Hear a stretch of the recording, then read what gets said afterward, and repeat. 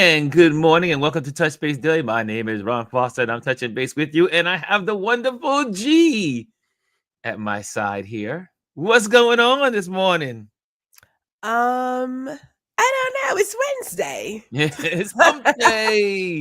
It's hump day. Hump day. Yes, it's hump day. It is hump day and it's beautiful in New York. The weather is incredible. You don't have to rub it in, man. Oh, it's not good in Texas? We opened up with stores, and in your there's area? another round. There's another round coming like in about an hour or so. Mhm. So yeah, more thunderstorms. Yesterday, I was going just scrolling, and I saw that they said Texas tornadoes, and I was like, Yeah. I said, I know Gwendolyn is watching this right now. Well, like I said, there were 9 this Saturday night going into Sunday. There were 9. There were like at least 13 to 15 alerts. Whew. I was like, my God, it is something serious. So Tornadoes are no joke. They are no joke. They are scary, and I've never seen a tornado in real life. Never seen one in real life. I have done 2 since I've been here. Wow. Yes. I was like, this is that BS. So I just bought this car.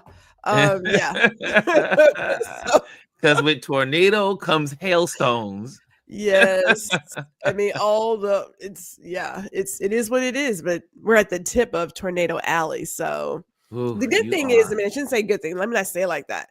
For where I live, we have found lately that the storms get really strong once they go east. So we may get, say, pea-size hail.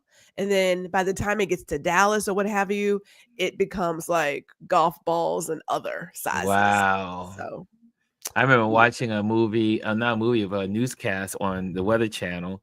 This is years ago when the hailstones were the size of a softball. Yeah, they get big. Softball. Could you imagine a softball not being ice can damage your car? Right. Yes. And ice is heavier than a softball. It's serious. Yeah, it's I've only got caught driving in a hailstorm once. I was rushing to my very first date with Kenneth, and I could hear it coming. I was trying to just get to my apartment complex and get under into my parking area. But when I tell you I was speeding, I was like, I got to get to some sort of safety because that hail is falling and it's the worst sound on your car. It's the worst. And of course, if you're driving, it can hit your windshield. So wait a minute. Wait a minute. Did you see what Hannah just did? Hannah says, happy different Patriot Day. And now awesome. look what I have. Look what I have. Okay, I'm ready to do it. Today we're going to do it. I was like, when am I ever going to use this? Whoa!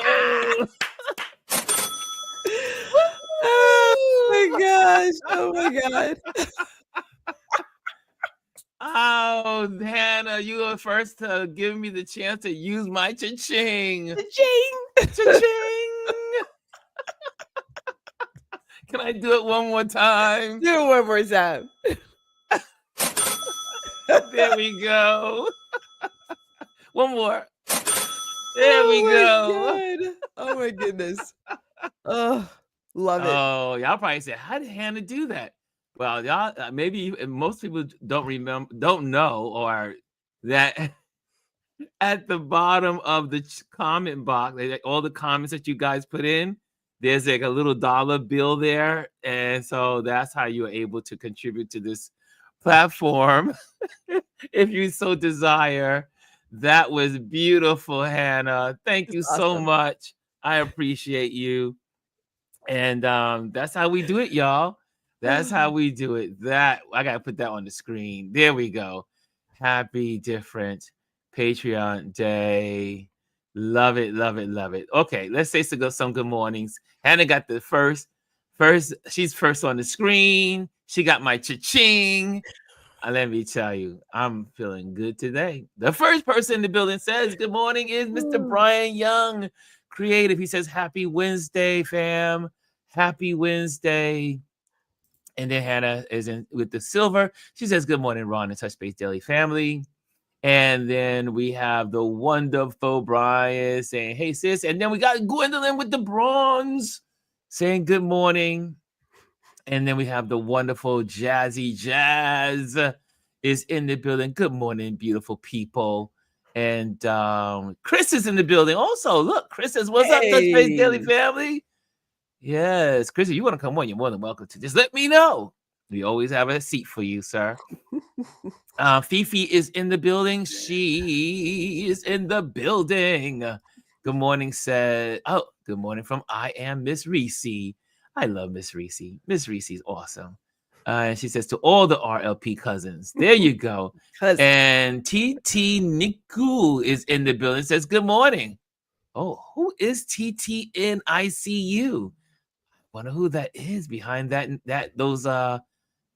name, that screen name. Brian says, young creative, I told y'all my third near-death experience was surviving a direct hit by an F3, F4 tornado in Iowa. Iowa. Oh,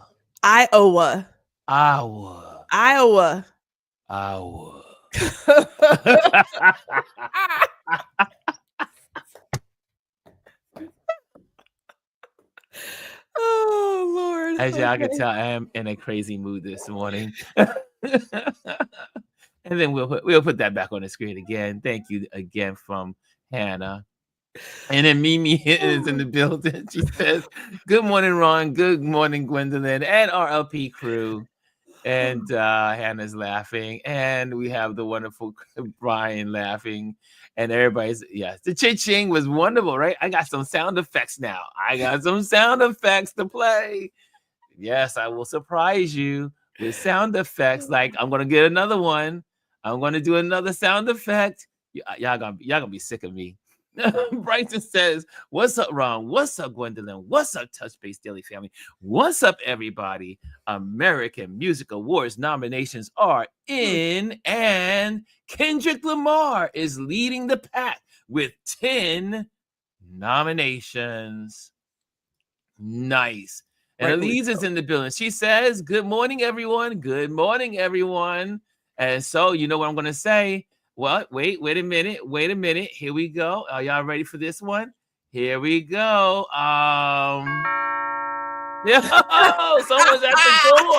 Someone's at the door, y'all. Oh, my Lord have mercy. I hear them again. Oh, there they go. It's our wonderful Elise. Hello. You ain't quite the mood this morning. Oh my goodness. All your sound effects. Oh my God. I got my sound effects and I'm in effect. Too much. That was priceless. I was like, I got sound effects. I went for the search. I went online and said, where can I find free downloads of sound effects? And I found it. And if you want, you can also get the link is in my profile in the description.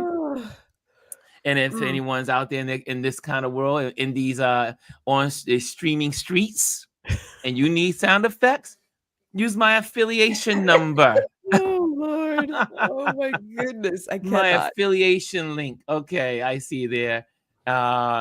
Miss Reese says, I love you too. What's up, T? What's up? I see all the. Hey, Lisa's in the building. She's giggling. She's laughing. Hey, Lisa. So good to see you. And good morning to all. Good morning. Fifi says, oh Lord. That was a Gwendolyn response. Oh Lord. Lord have mercy. That's how we roll. That's how we roll here. Well, we got a couple of subjects we're going to talk about. Gwendolyn's going to pioneer one of these subjects. She's just going to just run with it, and we're going to follow her lead. And but I want to say, remember we had this conversation yesterday. Let me fix my little hoodie there. We had this conversation yesterday about the Fed chairman. Yeah. Well, Trump must have been listening because I know poor boy, black boy here in Brooklyn. He probably didn't hear my words, but he heard the billionaires and the millionaires and the rich people that say, wait, dude, do you see what you're doing to the markets? Look, your tariffs are one thing, but you're going to ruin the globe. America leads. We are the leaders when it comes to the fair chairmen of the world. When they do fiscal response, what they call policies, and all the Fed chairmen from all over the countries come together, America is usually the leader in the room. And this guy is a smart, like I said, I have my Greenspan book. Greenspan was cool, but Greenspan put us in a recession. He was good in the beginning. It takes a particular personality. Most Fed chairmen or we've had a chairwoman. We have a chairwoman under before this gentleman. Most chairpersons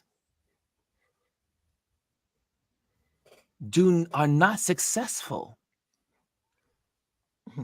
It takes like a surgeon taking the scalpel and cutting every bit of strategic motion to control the waves of the economy, because it's not just the American economy that the Fed chairman is worried about. He has to think about America, or she has to think about America and its relationship to all the other countries in the globe. Because every move is going to be felt. And this Fed chairman that Trump appointed, there's one good thing we can say Trump did, was appoint this guy as a Fed chairman. He was so good that Biden did not, he couldn't remove him. He kept him going. Right. Kept it going. Because he was such a good chairman. And the markets love him. How do we know? Because just as the rumors were going out that he was going to get rid of this Fed chairman and he was fighting him, calling him names, the market fell over 2 days, 2,000 points. Now, yesterday, the market was up on the news that but yesterday evening, Trump reneged. Trump folded. Trump ran out the garden with his skirt tucked under his butt. Ran out and said, because the billionaires, the economic people around the world, but mainly the people that support him. And not only that, there were some MAGA folks that are losing. He's losing some MAGA folks because they're feeling the pain. And they said, you got to change direction. And then he came out, I think, was it this morning or late last night as well? We're going to readjust those tariffs and bring them down. He's going to keep bringing them down, too. Because guess what? China, and again, I keep saying, China. Remember when he put up the tariffs for China when his last administration? The Chinese never came to the table. And they said they ain't coming to the table this time. You could jack it up to 300%, 400%. We are not going to the table. The Japanese finance person said yesterday, or I think it was the day before yesterday, he said, this is extortion. This is extortion, and we will not yield, and we will not have it. Paraphrasing. Yeah. Anyway, so we talked about this yesterday. I gave a great explanation of it. If you guys want to check it out from yesterday. I went through the what they do with the chairman and the responsibilities, how it affects the dollar, blah, blah, blah, blah. The dollar was losing traction.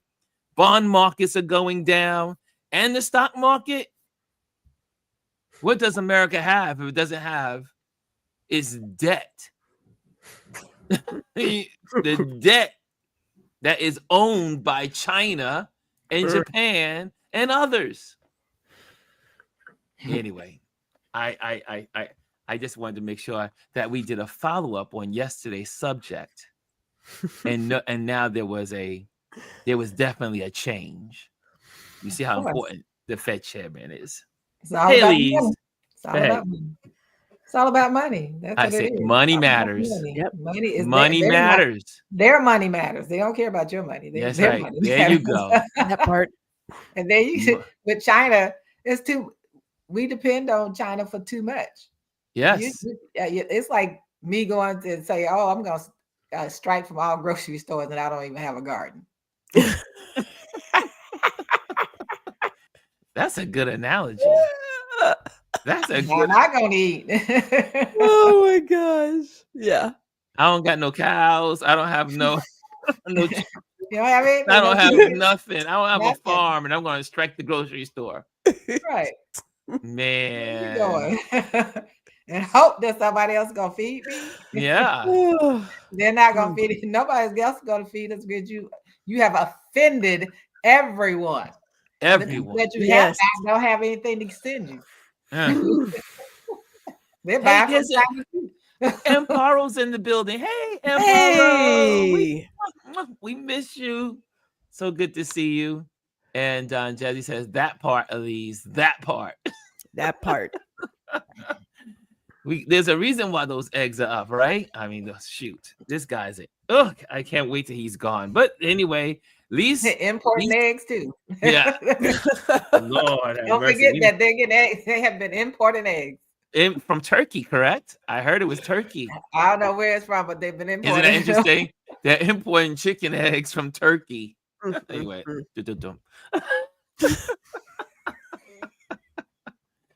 and that should have been a joke. That could have been a joke. It didn't land too well. Oh Lord. Lisa says, Elise, the press secretary said it's not other Americans' problems to pay for others' debts. But we paid for this bankruptcy and not paying taxes. Absolutely. And so anyway, just wanted to share that information from yesterday because it was definitely follow-up. I didn't think we were going to be following up so soon. I didn't think it was going to be a what they call a caving in of this dude. Yeah, but just less than 24 hours. I didn't think it was going to happen. But when rich people are losing their money, and then also, if I misadd, Tesla had their conference call for the shareholders yesterday, and they were questions about the tariffs, and Elon in a sad voice.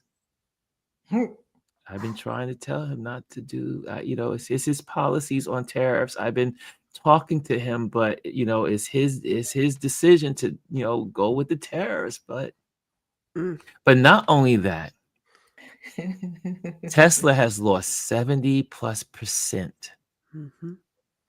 You if you're not on Wall, like I come from the Wall Street world,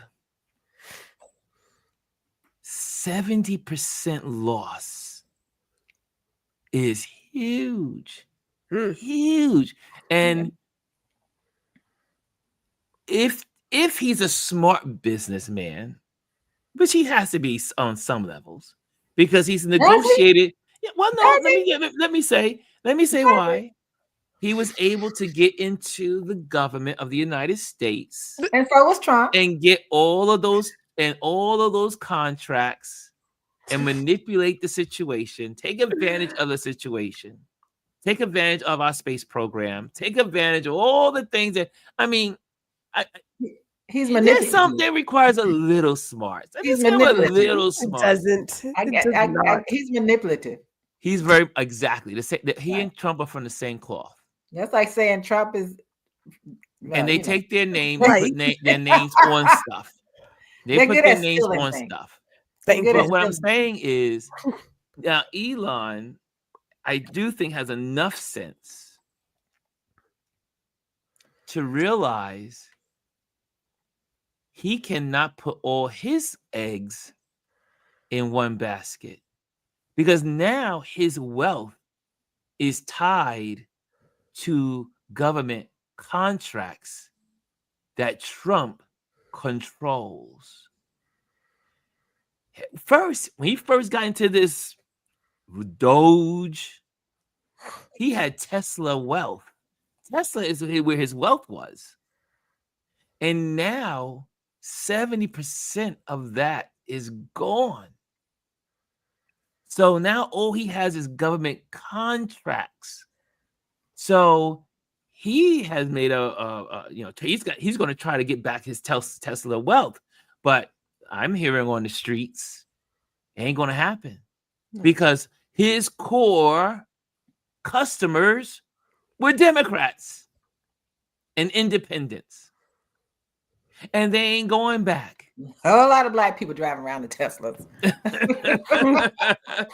Teslas, Republican or Democrat. but also people that were environmentally aware, worried about climate change, worried about saving the earth.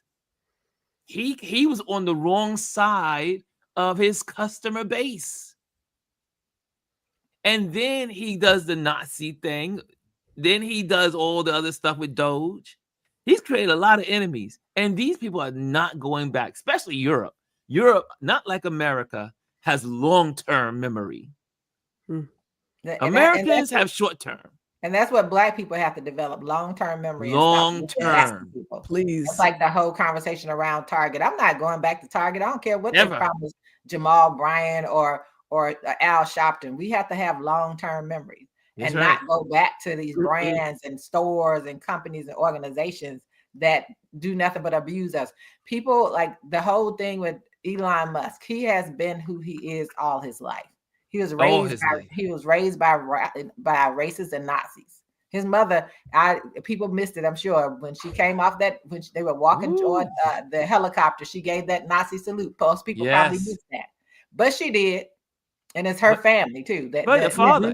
His father left Canada to join the Nazis in South Africa. That was her family too. Oh yeah, his mother's family. Her father was a part of that group. So I think that, I think I never ever wanted anything to do with Elon Musk because he was a South African white person. Yeah, he was Afrikaner. His family made money from apartheid, and I was like, I don't care what he does. I don't care. I'd ride a scooter before I ride a Tesla. I wouldn't do that. I mean, and then that, and just thinking the first Tesla design, I keep telling people was a ripoff of Toyota Prius. Yes. But that's where the design came from. That's why people are slapping that Toyota on the back of those cars looking like Priuses. But anyway, I think and to say, I did it for the environment. There are so many electric cars out here. They could have chosen something else other than Tesla. Most people got Tesla for status because just like everything else, especially in our culture, we figured buying these things and wearing these designs and all those things makes us somebody. And we have to realize we're already somebody. We have to stop that. We have to get rid of that narrative in our head. The clothes and things we own aren't what makes us. It's what's in us that makes us. And until we get to that point, we as a people are going to continue to struggle.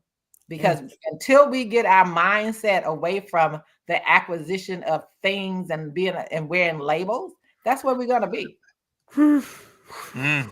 You said a whole lot there. You said a whole lot in what you said there. We could just live and eat on that you just gave us. Really, it's because. And if you're in the building, make sure you hit the likes, y'all. Hit the likes so that the genies will let everyone know that we're here. So hit the likes. If you're in the building, hit the likes. I see a good number of folks in the building today, which is beautiful. We I want to have clarify here. something for people. Yeah. I understand if you like something, but don't do it because you want to show that people make that feel like you've arrived somewhere. And then I tell people all the time, I don't want to wear anyone's label because that's free advertisement. Yes, I'm the same That's way. free advertisement. And the really, really rich people, they're not walking around like that. They really No, are. they don't. No. They wear not. jeans, faded jeans, beat up jeans, gone to the thrift shop and bought something. And drive a Toyota until the wheels fall off. Yeah. You know, they always say, I have friends that were on Wall Street. They would just buy whatever they want, just buy, whatever. If it made them happy, they bought it. The only thing, the men of Wall Street, the men, they had to have a great watch. They always had to have a Rolex or whatever the case may be. That was their signature. But everything else was they will not spend money on clothing. Yeah, I mean, some of these guys would just like, really? But they would spend their money on the watch because the watch was their indicator when they walked in the room. When they walked in the room and they sat at the table to eat and they went like this, so you saw that they had the Rolex on. So everybody at the stock exchange, all the men had Rolex. And I guess it's an investment piece. I guess it's an investment. Yeah, watches keep value. Yes, and that Rolex, they Financial Times, they have look a couple of watches. I don't have a Rolex, but I have a couple of watches. Yes, and the Rolex they would pass down to their children. So that was also the key too. The Rolex would go to the children when they pass away. I have some watches that will go down to my children because they have value, but I didn't buy them for those kind of prices though. But I think but we do have to do some internal work as a community. It's kind of like Malcolm X's statement that first we have to work on ourselves. Yeah, we have to do some internal work. Yeah. Why are we, and I use this term because I actually said this to one of my daughter's friends and she was like shocked. I said, so we have to stop being label whores. Yeah. Yeah. That's exactly what I told her she was. I said, because there are plenty of bags out here by other people, Black people. We had this conversation last night. And you can buy those things and everything from people that look like you. Or you can be like Eve that one time when they told her that the dress that she had on was a Black designer and she had them take her off of her. I've never forgiven her for that, but that's a different story. But that's what we've got to stop doing. I like running out and I see people that I care about. Yes. who want to talk about, well, I have on this and I really don't care what you have on. What are you producing? What's in your heart? That's all I care about. You don't have to tell me what you have on because it means nothing to me. Because what you see as being dressed sometimes look like you're a pimp. I don't know. You know, it's interesting. I knew what pimps look like when I saw there's one guy in this neighborhood, in my neighborhood. He's been a pimp forever. And he goes away. Obviously, probably, I don't know where he goes, but he disappears. I don't know. I don't want to assume anything. But when he comes back, this man has been in this neighborhood for decades. And he dressed like the old time pimps. He was a young pimp back in the day. Young pimp. And now he's an old pimp. And he's still in the neighborhood with his pimp hat, pimp trench. The man he's like it would be, the thought ran through my head. I need to do a photographic interview of this guy. Just he's around. He's been around. Literally, he's been in Fort Greene for at least 40 years. He was a pimp when I was a teenager. You should stop. And he's still around. He's still around. He still walks the street like a hardcore pimp. You should stop and get his story, Ron. I'm surprised. I want his story. Your personality. I'm not surprised you haven't stopped this man on the street. I am so curious. What crossed my mind? I saw him about 4 days ago. I went for a walk 2 days ago. No, Saturday. I went for my walk on Saturday, and I saw him hanging out with the boys. They were all hanging out in the corner. They were all smoking their weed. He wasn't smoking the weed. They were. And he was hanging out. he was hanging out. Big, giant, fluorescent pink hat, fluorescent pink trench coat. Oh, he really looked feathers coming out of it. Oh he was the pimp. He was the pimp. He was, as I said, he was he was Fort Greene Superfly. Wow. Every time I saw him, I heard Superfly in my head. Superfly. Superfly. Anyway. It's a really nice album. Yeah, so Brian, if you wanted to come on, the link is working. So the link, the QR code is working, just so you know. Also, Brian comes up with a great point. He says EV shoppers have more choices now. And this is true. And if you have not heard the latest, I'm not sure. I think it's Botswana. It may be Botswana, but I may be wrong. I know it's Central Africa has come up with a mobile, a EV mobile that doesn't require electricity or gas. All I want to know is generates, and it is selling. It is selling, and I mean the Chinese have their amazing little EVs. However, the Chinese are also looking at maybe tapping into Africa for this wonderful EV car, small, tiny, but it uses it uses solar energy, and the energy that as it's using it, like if it goes for a drive, it rejuvenates the energy. Anyway, we're ahead. It's the first one of its kind. They say it's going to rock the industry. And so Elon has a whole lot to run against. He better make sure he has a patent. He better make sure it's his, because the Chinese will steal it just like everybody else. Oh yeah, yes. Yeah. The new colonizers of Africa. Yes, yeah. They are the new colonizers. Yes, indeed they are. Yes, they are. And so anyway, let's see what else is here. And Bryce said we got Amazon shopping. We're good. We got a little Walmart. Yeah, I don't go to Walmart either. I don't go to Walmart. I don't go to Target. I only go to Costco's and local, and obviously my Trader Joe's. Absolutely, Trader Joe's. I gotta go to my Trader Joe's. Cass says paying for a name and brand. And again, Gwendolyn and I had this conversation yesterday about in the old days, and some brands still today will have a selected partner that makes their branding or their pocketbook or their bag or their briefcase.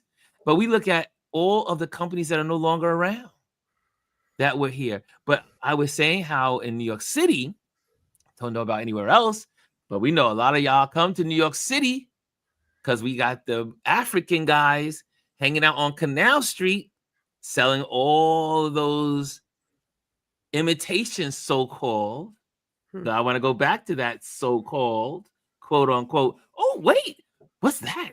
Did y'all see that? Oh, now, Gwendolyn, you don't need to pop them anymore. Just do this. Ain't nobody doing that. Where did it go? Ain't nobody doing that. Ain't nobody doing that. That was really cool. I don't know. It disappeared. Ain't working now. Nah. But anyway. So so if you've been following the TikTok folks, the Chinese TikTok folks, and they've been exposing that some of these companies that are giving, with the exclusive names on it, those bags are made at the same factory of the bags that are shipped to New York City and Queens, because we have the place in Queens. That's where they collect all that stuff from overseas. But they're in the same factory, and then they say they're knockoffs. But are they really? If they're really the same bag as the guy that's selling it on the street, from a lot of these. Now, there are some specialties out there. Yeah. Gwendolyn will go into, she'll tell you about some other stuff because she knows some retail folks.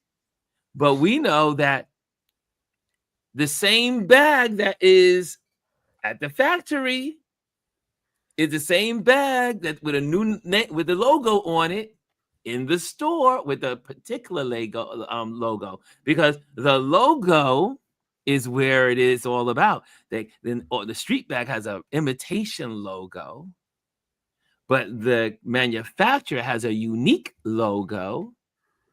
So but the bag itself is the same bag. So Ryan, so is it really a knockoff? I've been to China 3 times. Yes. Each time, they'll come to your hotel room. I went with the children and the Chinese teacher, so he knew that he had to look up, and you can say which bag you wanted, and when you got there, they'd be in the middle of the night. Now I'll tell you the one expensive bag that they must not make, Bottega Veneta, because I told people about it, they had never heard about it, because these were women who were like, oh yeah, I love this, and they had never heard of Bottega Veneta, but it's one of my favorite bags, but I don't own one, right? I like to go to the store and feel the soft leather. Because it's also one of the most, it's very expensive. People just don't, a lot of people just don't know about it. So they brought over, well, clearly this was an imitation. And when I felt it, I was like, nah, that's not the same quality of leather. Now the other ones were the exact same quality of leather, including the on the Louis Vuitton bags that had that red painted on that, had every detail, even on the inside of the lining, everything was exact. But the Bottega Veneta must not be made in China. Maybe made in Africa. And people don't realize it was horrible. But people don't realize also. I believe it'll actually be made in whatever European country they come from. I think they're actually made there. Well, that's what Gwendolyn mentioned to me yesterday. Gwendolyn, you want to share your part about that, and then we're gonna go into your subject. Yeah. But before you do that, I hear this. I hear there's someone at the door. Door. Lord bless. Here we go. One more. In the door. It's Brian. Hello, Brian. Oh my doorbell all the time. Open the door. Open the door. But go ahead, Gwendolyn. So we were talking yesterday about licensing, right? Yes. And if you understand licensing, and I'll say clothing specifically, if you understand how to read the RN number, then you can find out who made what for what designer and just go get that from that person or their other brand. Because there are some things in licensing, right? But there are also some people who are very particular about where things are made. And certain homes like LVMH, they will give certain stuff. Now, there are things made here in Texas, but the Texas factory for Louis Vuitton is not of quality. So they were taking away bags and giving them like other things to build because they just can't get it right. But there are other people who are very strict about where things are made, like Dooney and Burke. Peter Dooney is clear that he wants his stuff made in Norwalk, Connecticut, or they have an Italian house. So not everybody is getting something that is like fake. But if you understand licensing, then you know that there are some things that you can buy and you're getting the exact same thing minus the label, right? And then there are just some things that are truly knockoffs. Like a Le Creuset, they make it per pot. And once it's made, that mold is broken. So you can't get something that is similar to that. So everybody has their something. But it all depends on what you enjoy and what you want to buy. Like once I got into fashion and learned all that stuff, I was like, this just kind of kills it for me because now I know too much. Right? So it's like, some things I'll pay for, some things I won't. But Bottega is nice. Miss Lees, you got some good taste, sis. You got some good taste. You know what I'm saying? I have had my fair share of things. You're just like, so yeah, I get it. It's the same thing. In most cases, it's the same cases. So as people out here talking about like, getting their Fendi, it's like, but y'all not doing St. John. Like y'all not, although St. John's kind of old nowadays, but there are a lot of great leather houses out there that people just miss because they're consumed with like a label and the perceived value of that label status. Yeah, and some of these brands do have a higher end at those factories in China that they also manufacture, but they do. Most of this stuff is the same, just like we saw with the Chinese people saying they did their TikToks and they're exposing all over the place because of these tariffs. You know, because Chinese folks are mistaken to be sheepish, quiet, docile, kind of laid back, are not going to fight. That is not true. I see. We live here in New York, so we have a Chinatown. We have Go to 3 Chinatowns. We have a Chinatown in Manhattan. We have a Chinatown in Brooklyn, and we have a Chinatown in Flushing, Queens. And you walk the streets and you interact with Chinese people in New York City. They are far from that. But that's what people have paint them to be. But Right. they're not. They are not. They are just as bold, just as strong, just as in your face as we are. And you're in New York. Yeah, I'm in New York. Right. I don't know what I'm just saying, like, if you move to New York, you got 2 options. You either get in where you fit in, or you get ran over. So you got to pick one of them. Get in where you fit in. Yeah. You ever make it to China? Right? If you ever make it to China, it's magnified. See, I've been there 3 times. Been to China. You got Chinese people. You got to look, go and push them all out the way, because if you don't push them out of the way to get where they will push you out of the way. That's right. That's right. And it's not even negative. It's like, no, I got some place to be. I got somewhere to go. Got something to do. And you walking too slow. But along that, though, what comes to you're hitting on. I had a similar conversation a couple of days ago about China, and like the assumption that because they're quiet, that they are passive. Yes. And since I love movies, I referenced a movie quote, and based off of true life, but American Gangster with Denzel Washington, Russell Crowe. Mm-hmm. The line in that movie where they were at the club and his brother had his flashy pimp suit and he was very, professional. He said the loudest one in the room is the weakest one in the room. Yes. And he was quiet, but he was powerful. And so that's what makes me think when people are having this wrong assumption or about Chinese, like, you think just because they're quiet that they're weak. Yeah, and not so. Our orange bully is the loud one, but he's the weakest. It's fair that European Americans and white people in America painted that picture of Asian people. Thank you. Yes. They're a model minority, and they give them, that's how they feel comfortable with their proximity. Yes.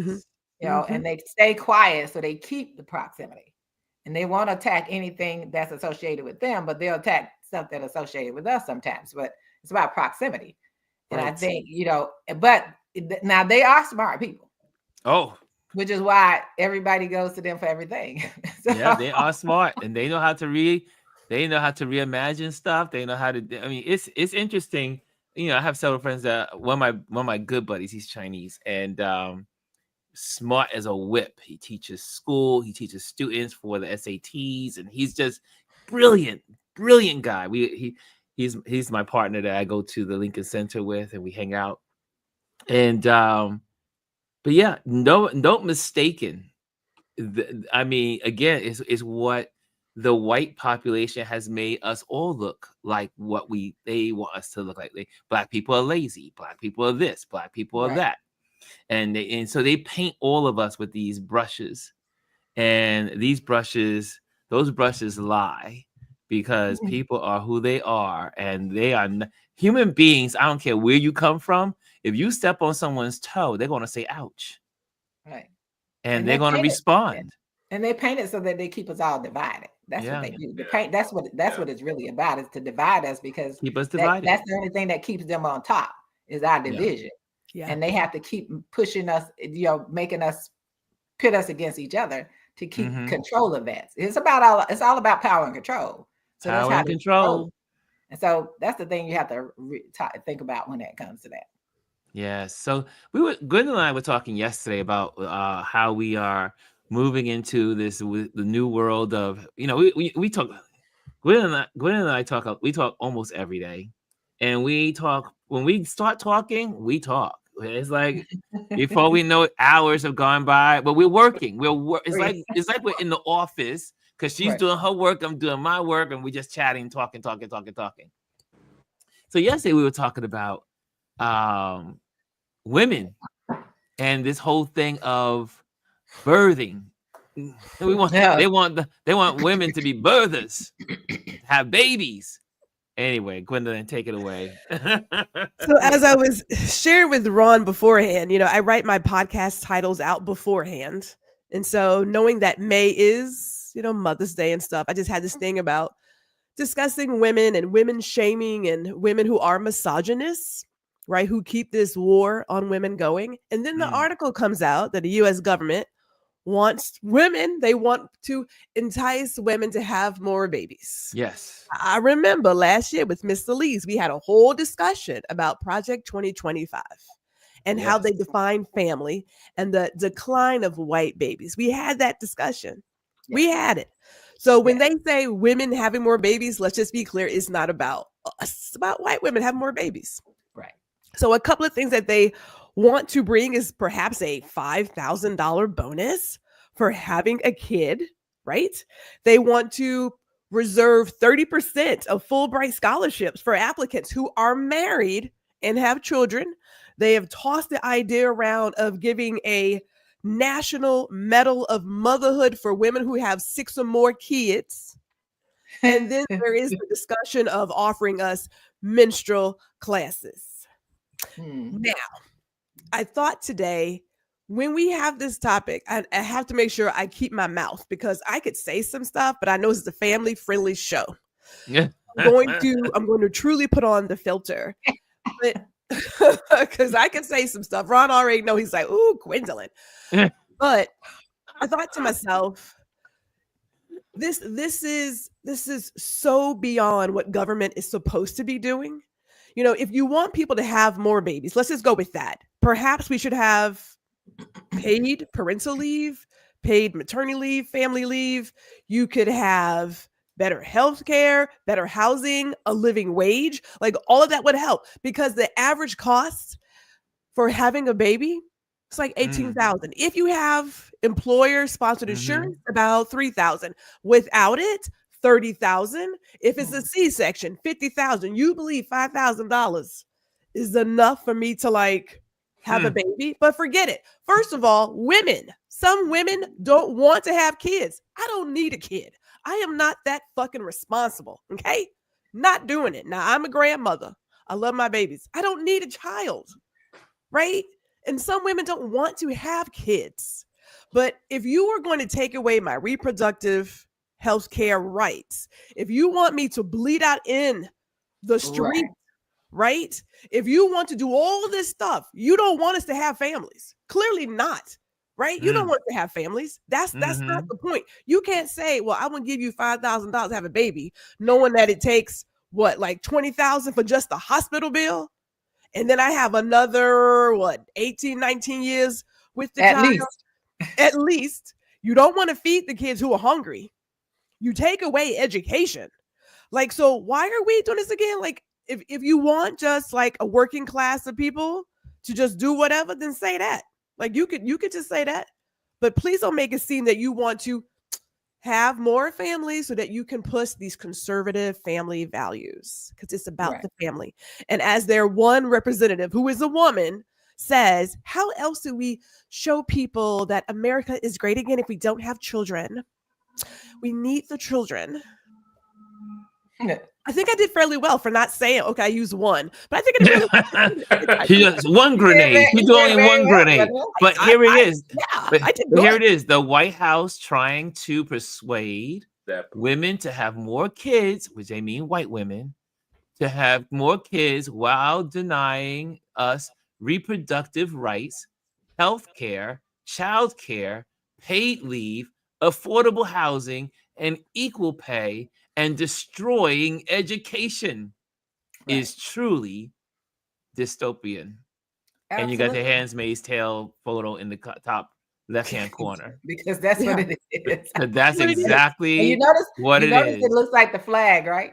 Yes. It looks like the flag. But you remember I told you all back in, I don't know when we started talking about this. When we started talking about Project 2025, and I have been telling people since 2020 about this book called The Birth Dearth.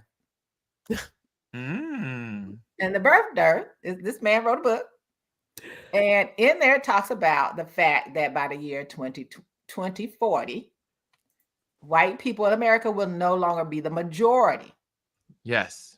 Now, and he's the one that was talking about abortions, right? Stopping abortions. So the thing was they could not say white women couldn't have abortions. He said, because that would be racist. Yes. So you have to advocate that women could not have abortion. So that's the whole momentum about it, because they really wanted to say white women, because they don't care about the rest of us. But because you remember they were forcefully sterilizing Black women and Spanish women, indigenous people. Yes, indigenous. They were doing all of that stuff, and even some of the immigrants who were coming across the border, they were actually sterilizing those women as well. They were doing that. That's recent history, right? Yes. So when they do it, and that's why I said it's so nuanced, right? When I tell people, please say what we're talking about. So this is really about white women having babies. And the reason they say married is because a lot of us don't have that higher percentage of us being married, right? Yes. But they don't take in consideration that currently it's like $5,000, like Gwendolyn said, that's nothing. Because I need a whole lot of money. You need to give me some millions, because I have to take care of these kids. You talk about having at least 6. What is $30,000? You need to give me a whole lot. Oh, I'm sorry. It's a one-time. It was a one-time bonus. Yes, that's what I'm saying. 5,000. That's what I'm saying. It's a one-time deal, right? That has nothing to do with the fact. So you're taking away Head Start. You're taking away. You're not giving any subsidy. You're not paying for. You're not having universal health care. You're not having universal child care, because if you start doing that, because that means that that goes back to why we don't have universal health care, is because white people said Black people would get it too. So that's why we don't have it. Every time it was brought up, it said no, because Black people would have it too. So that's why we don't have that. So there's all of these things that come along with raising children that they're not willing to do. This is not like Elon Musk. Yeah, he got all of those kids, but guess what? He's paying all those people, and he'll be paying for those kids for the rest of their lives. Isn't that something crazy? Now, speaking of babies, isn't that crazy with Elon Musk?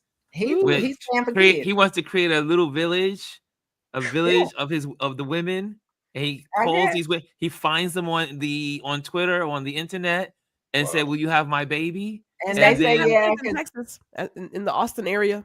Isn't that another Handmaid's Tale kind of situation? Like, I need to have babies, and I'm just gonna find a woman online. He wants a school down in Texas. That's where he's gonna have all his kids.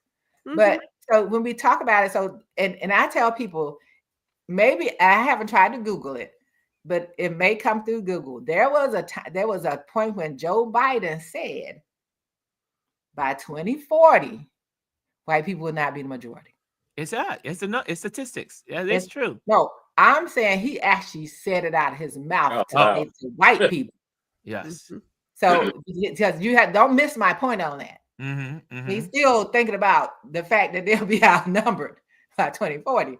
Yeah. And so that's really what it is. And you all know this is all a part of Project 2025.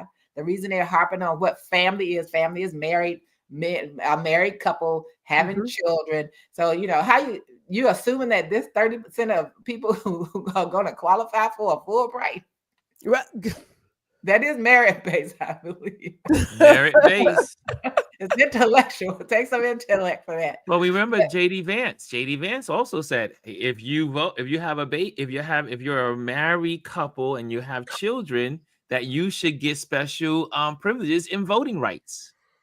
Yeah, but but at the core of them, they want voting to just be men, white people, white men, white Christian men. That's what they. That's right. Because they want white women to have babies, but they don't want white women to have rights. Well, that's why you take away education. Because if a woman's educated, she now has options, right? She has education, transportation, her own money. No offense to the dudes, but it's like if you come to the table, you can't just be, well, I am man. You got to bring something to the table. You have to be a partner and be somebody who is of equal quality. So if you take away education and any other way to do something, you take away the options, then it's like, here's your only option. It should just birth these babies and like go back to some other time. These young chicks, they not doing that because they can do bad by themselves. Like really, ain't nobody going back to that. They're not doing it. But if you get rid of education, you think, okay, well, this stops that, because education, if we want to talk about the student loan thing, the people who are upset about people getting their loan forgiven is that people who probably didn't go to college and hate those who are educated, right? It's like, seriously, you could have gone to college. You can go to 2 years, 3 years, like whatever you want to do, but you take away those options from people to only give them one pathway. But with the technology that we have and the access that we have, they are working really hard to bring back a time of life that we have all moved on and evolved from. Ain't nobody going back to that. If you want to be a trad wife, get your husband, do what you want to do, and stay out of my coochie. Like, ain't nobody going back to that. They're glamorizing. Say it, Gwendolyn. Say it. I'm sorry. No, you ain't gotta be sorry. That is real. They're glamorizing. That was real. Thank B.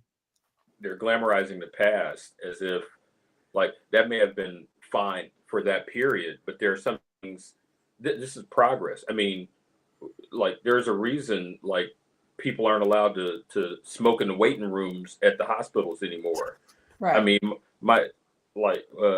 there's a reason we don't have asbestos, and absolutely right. So this period of it's all better. Same thing with the tariffs and like, oh well, there's a time. This world we live in right now is not the same as it was 50, 80, 100 years ago, hell, even 30 years ago.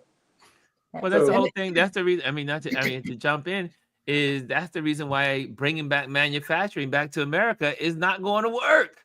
No, because first of all, and I always say, because I know economists are saying, I read what they say and I listen to what they say. If those manufacturing jobs come back to America, they will be suited with robots. Automation. Right.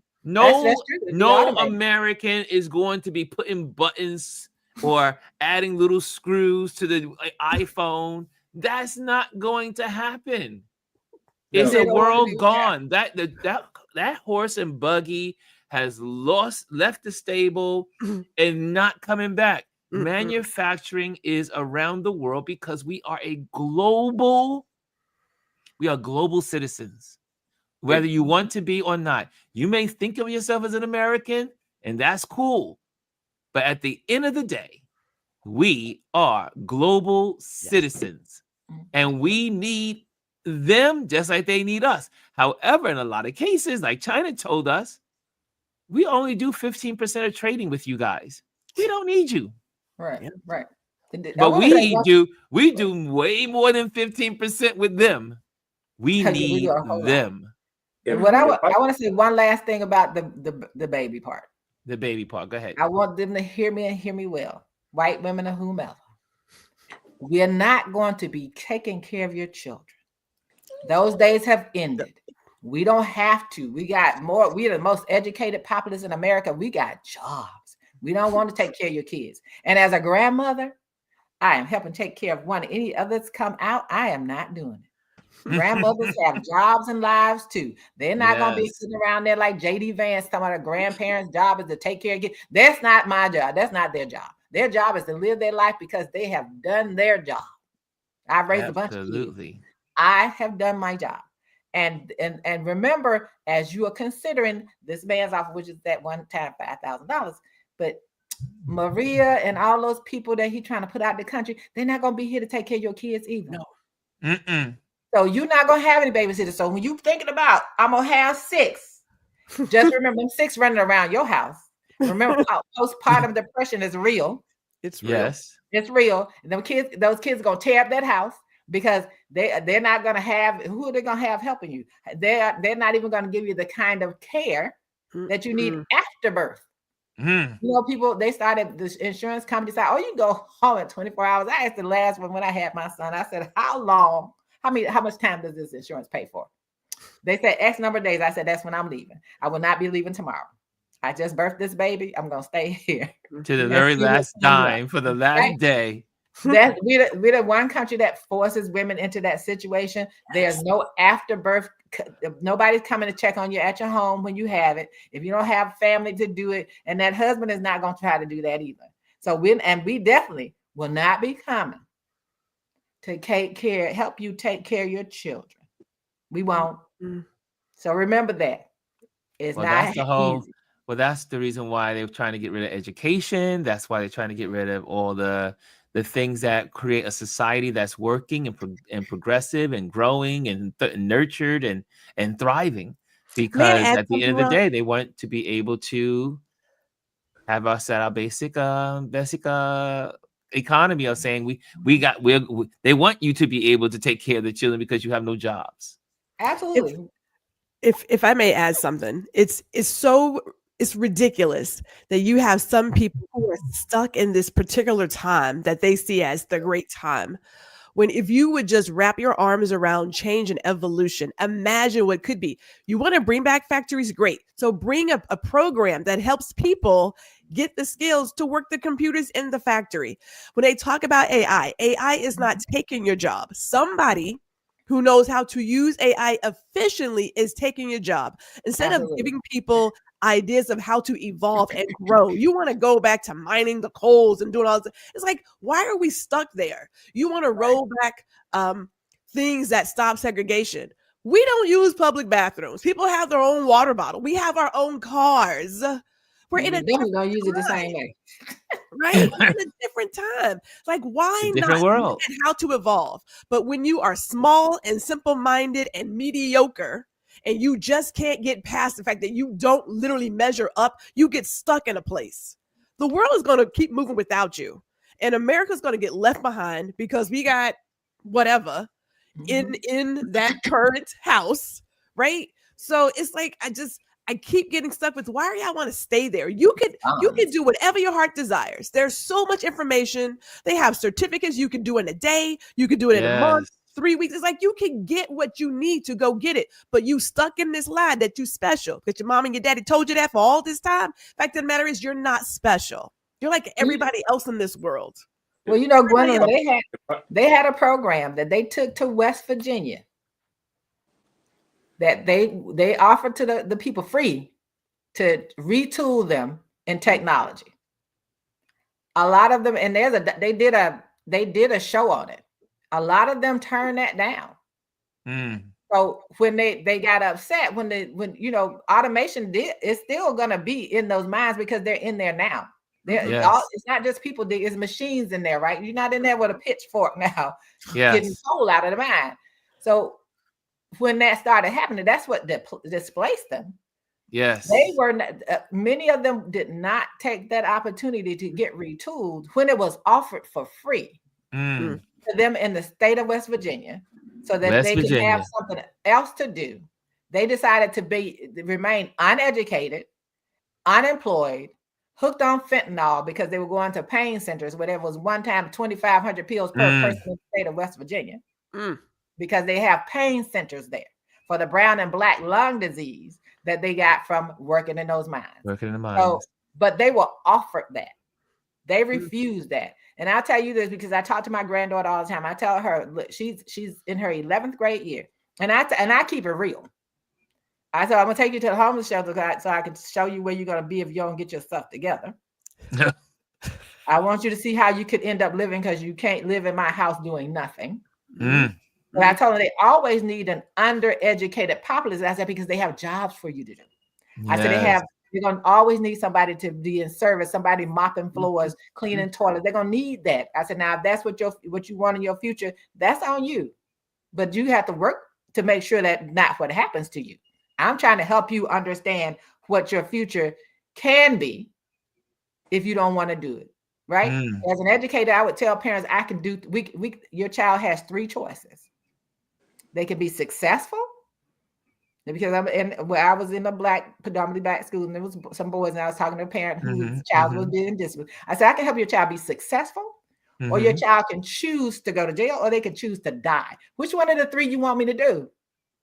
And so we have to be realistic with our children when we talk to them to let them know. And I told them, I said, girl, there is a job that you can get. You don't ever have to get out of bed. Figure it out and figure out what that job is. And somebody you be talking straight to your granddaughter. Because somebody else will be controlling you and your body. That's Those are choices. And I'm talk to her straight like that because she's 16. They're hard-headed right now. And I understand what's in my house.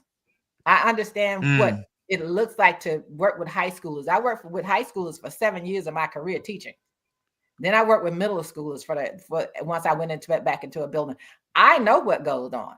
I also know the realities of the society who does not care what happens to children who looks like me. They want them to self-destruct. They want them to be on the streets. They want them to have menial jobs and be uneducated. And what we push for, especially, and I have to say this, in the Black community, the Black woman pushes for us to be better than that.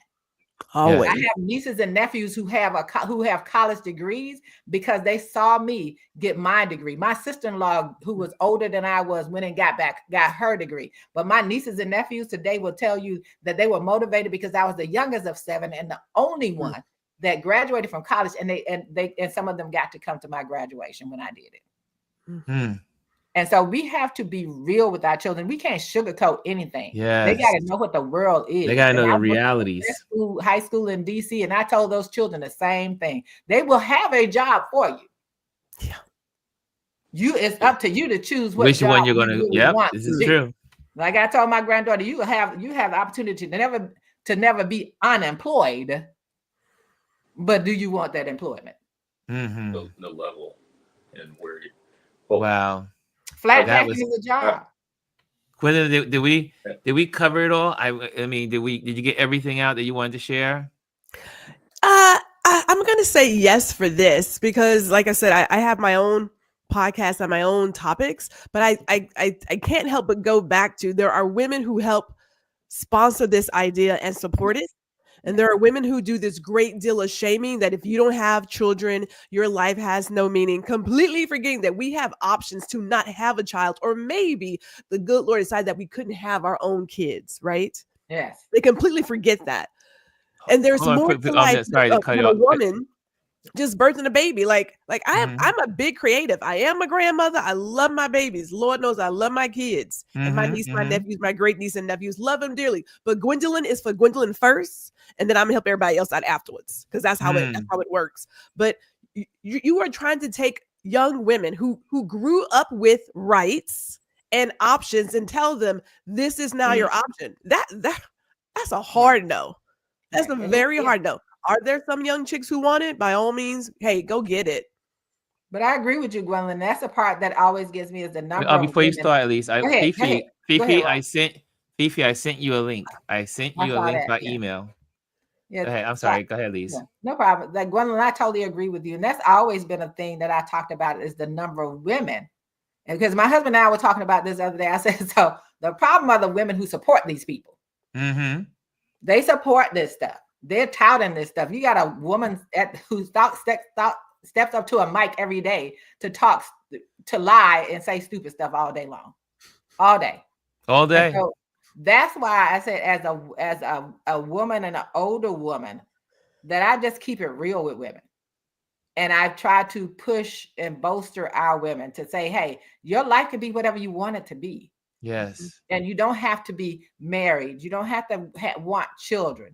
I have one daughter who said, the one in Texas, like, I can't bring children into this world just because of how the world is. But there are women. Isn't that a part of the Handmaid's Tale of the women who actually run these facilities? Yes. There are women who are primed and ready to run facilities like this. Yes. Women who are out there wanting to stand in front of a center and snatch a woman and say, hey, she's thinking about having an abortion. Oh, I'm watching her. I think she might be pregnant. There are women who are out there ready to do those things. Yes, to help continue promoting this misogynistic world.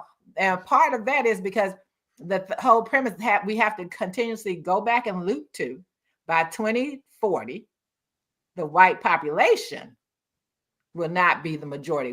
We have to stay focused on this is about white people. This is about really about white women. They just can't put it that way. But if they could, they would. But everybody knows the intent.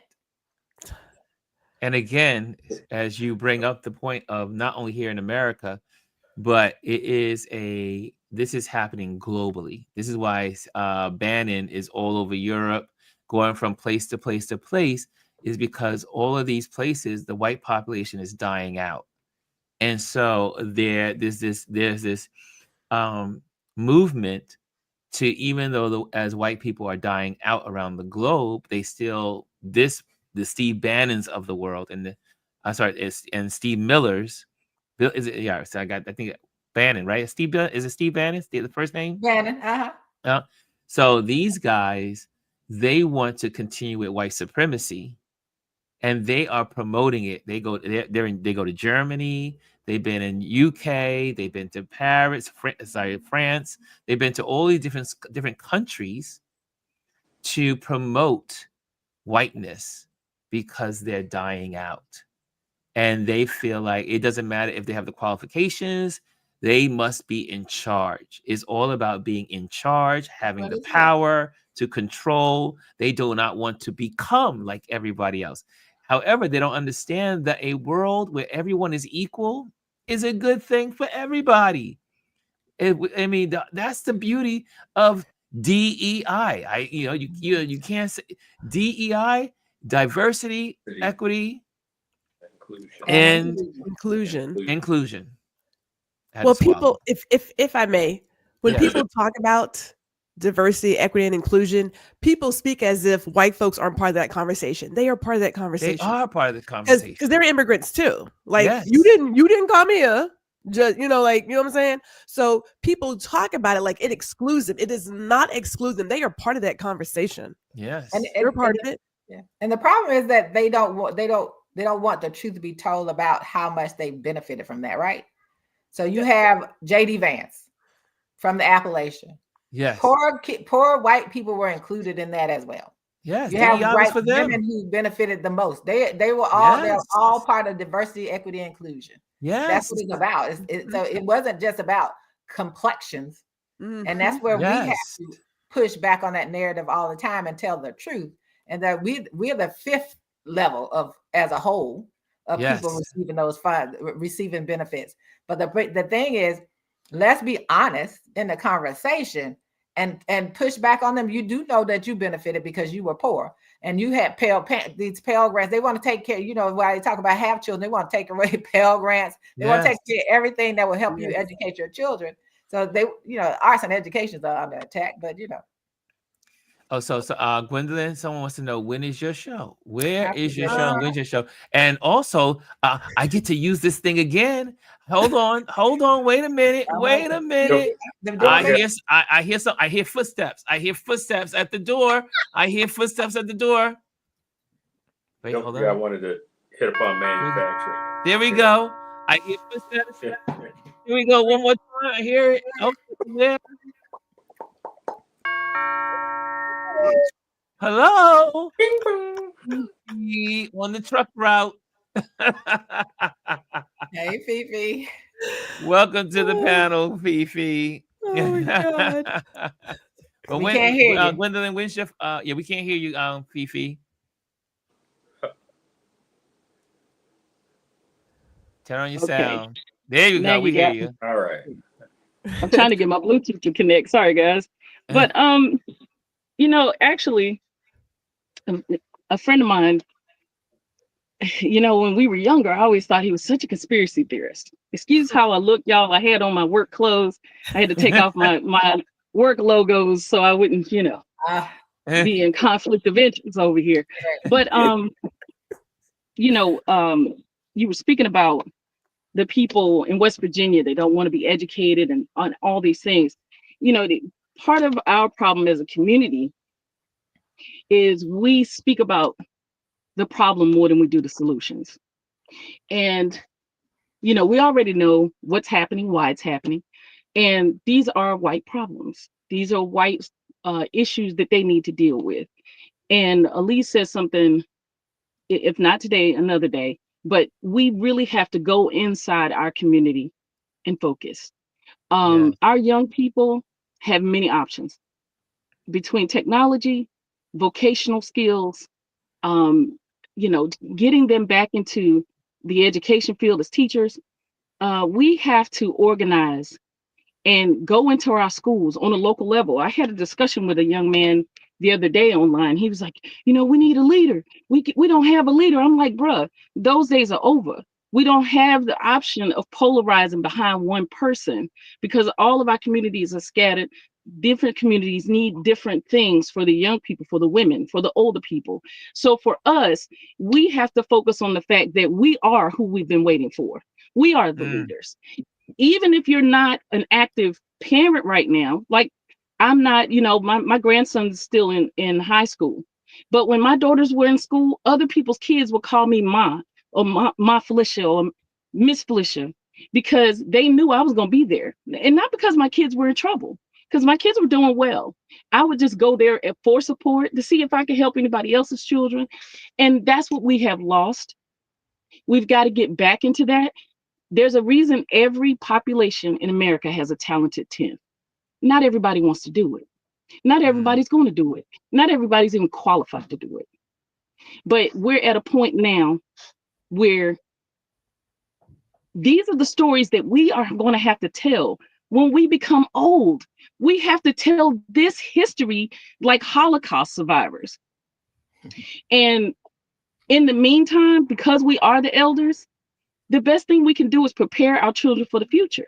Instead of talking about what the oligarchs are doing and what white women need to be doing, there are Black women who are going back to doulas because of our high mortality rate in hospitals. When my daughter had to have her C-section, I was there. It was like, they were like, who's going in with her? And I was like, I'm going. And when the doctor was doing what he was doing to my daughter, because I was, took anatomy when I was, a little nursing student and all that kind of stuff. She was like, Mom, what is he doing? I said, he's removing the connective tissue so that he can make an incision and pull the baby out. And the doctor stopped and looked at me and said, oh, Mom knows what she's doing, knows what she's looking at, knows what she's looking at. I said, exactly. I said, you take care of my baby. And he did what he had to do. My grandson got here, but he had complications. If she had not had us there advocating for her, my grandson or her could have ended up being a statistic. I went through the same thing. I nearly died having this very same daughter I'm telling you about. And when I was in and out of anesthesia, my ex-husband was saying, we can have other children. They were deciding between she and I. And so if I had not had advocates in my mother, my mother-in-law, my ex-husband, my auntie, if they had not been there advocating for me, something could have happened to me or my daughter. Exactly. So we're at the point now, we got to stop looking into this bright light. And that's what they want. They're doing this while we're over here going, man, I don't have enough money to have kids. I would never bring kids in this world. I'm too stressed out. When we actually have a bunch of kids in foster care who probably could use parents. We have a bunch of kids that need to be adopted that are being sold, literally. And so we got to turn our heads around from them and really look, what can we do in this moment for our young people? And the best thing is to be there for them, provide them options, go to their high schools. When they're about to graduate, if there's a kid that needs to be sponsored or they're not going to be able to get into college or they can't have tennis shoes to play sports or whatever, get in there and do it. We're going to talk ourselves into the damn grave. If we don't get out here on the ground, we're not protesting. So what else are we doing? We got to be soldiers for these kids. They are here after our children. They are the future. We might not have big population numbers, but if they're telling these white women have babies, then you better know that's what we need to be doing to keep our numbers up. Because you can guarantee if they get all of the illegal immigration stuff back in, some type of decency, you can guarantee people of other colors are going to keep having as many children as possible. And then we are going to become this big in this place that we built. We literally, these people have They have Project 2025. They have people in place in judges. They have people. You see all these Black judges and doctors that just pop out. They don't sit and talk about nothing. These folks, these talented tens, are sending their kids to PWIs, HBCUs, wherever they got to send them to get into positions to be those Black women judges that are holding the line in America right now, to be those Black judges, those Black doctors that are holding the line to keep Black women from being medically abused in facilities. There are doctors right now who have to be stopped from cutting a woman's vagina more than it needs to be, whether it tears or not after childbirth. They're cutting it so that they can allow medical students to practice sutures on women that just gave birth. We got to understand, well, it's only been 50 years since women have gotten the right to have their own credit, their own mortgage. Right. I don't care what white women are doing. I'm going to be there, to cheer you on while you're trying to get your rights. But at this point, as a Black woman, this is the time to be a Black woman. We are fully in our power. If we don't use it to support our Black men that are trying to do the work, if we don't use it to support our young people who are trying to find their way, regardless of whether they hood, ratchet, Ivy League, whatever it is, we are failing. There's a reason why we are alive at this point in this time in history. And if we don't get a grip on what that is and stop going around in circles and circles and circles, all the stuff that we talk about is obvious. And Gwendolyn said at one point, we are preaching to the choir. We all know, we all agree. The thing is, we got to get out here to these kids that don't have a damn clue because we're raising a nation of entertainers. Yes. Wow. I picked up a woman when I was in Lyft, and she was a immigrant, but she was just here for a short time for work. And she said, I said, what do you think about America? And she said, well, she was from Portugal. And she said, everything is big. Everything is big. She said, where I'm from, it's quiet, it's small. I said, because here, everything is entertainment. She said, exactly. Well, and that's why we have for kids to learn technology and all of that. But just wanted to say what Elise was saying, and I'll stop talking. But West Virginia, and me and Ron were talking about this. I'm gonna take him on the truck with me one day. Yes, we are going on the truck. Yes, we are. Kentucky, Tennessee, Virginia. In West Virginia, they have some of the most beautiful land you ever want to see. It is a gorgeous place. These people aren't running around in the ghettos and the hoods, and that's why they decided to do drugs and all that kind of stuff. The mines, literally, the mines and maybe a couple of other factories, maybe the wood mills, are some of they didn't have to worry about jobs. When you go to white villages in Pennsylvania, Virginia, Tennessee, places like that, they drop the jobs in their neighborhoods. I go and deliver sometime in the middle of freaking neighborhoods, bro. They drop warehouses 30 minutes, 20 minutes, 15 minutes from where they are. That's why their senators are fighting so hard to stay there forever, so that they can keep those jobs there. They can keep those companies there where they don't have to pay taxes. They'll keep the company in the United States. So when you go to West Virginia, mining is deeper than their educational leagues. They're not worried about that because, but listen to why I'm telling you. It's because of tradition. What people forget about with people in the Midwest and white folks of blue collar, everything is about tradition. Their kids in West Virginia, other places, they're leveling up. They're at other colleges, but those kids whose grandfather and dad and uncle and sisters used to work at the mine or used to work at the mill or are loggers, they're so steeped in tradition. That's why they hold on to racism. That's why they hold on to the Confederate flag. It's a part of their identity. It's deeper than education. Oh no, I know that. It's their identity. So that's why they won't let go of it. But it's also a lack of education. Yeah. About things. And it is lack of education, but even the ones who are educated. I'm out here with these truckers there are truckers out here who literally have PhDs. There are truckers out here who are teachers. There are truckers out here who are doctors. It's not about the education, it's the love.